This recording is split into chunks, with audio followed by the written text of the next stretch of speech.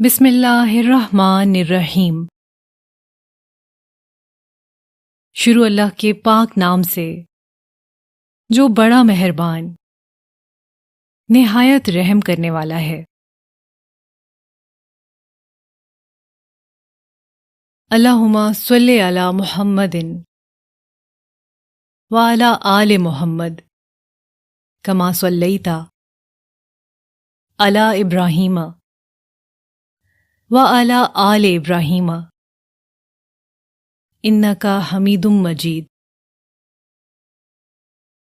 اللہم بارک علی محمد وعلی آل محمد کما بارکت علی ابراہیم وعلی آل ابراہیم انکا حمید مجید۔ السلام علیکم ناظرین و سامعین، امید کرتے ہیں کہ آپ سب خیر و عافیت سے ہوں گے۔ اللہ تعالیٰ سے دعا ہے کہ اللہ تعالیٰ ہر خاص و عام کو ہر قسم کی چھوٹی بڑی پریشانی سے محفوظ رکھے، آپ سب کو دنیا کی اور آخرت کی کامیابیاں عطا فرمائے، رزق حلال میں برکت عطا فرمائے، آمین۔ ناظرین، آپ دیکھ سکتے ہیں کہ اس وقت ہماری بکریاں چارہ کھا رہی ہیں۔ اس چارے کا نام جنتر ہے۔ ناظرین، جنتر ہم نے اپنے فارم کے آؤٹ ڈور یعنی بیرونی حصے میں کاشت کر رکھا ہے۔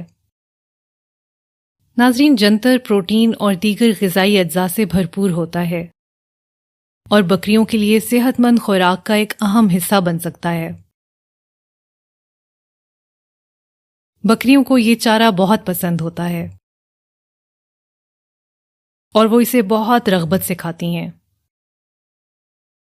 آپ دیکھ سکتے ہیں بکریاں جنتر کافی رغبت سے کھا رہی ہیں۔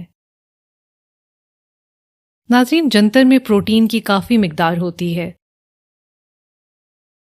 جو بکریوں کی بہترین صحت اور نشو و نما کے لیے ضروری ہے۔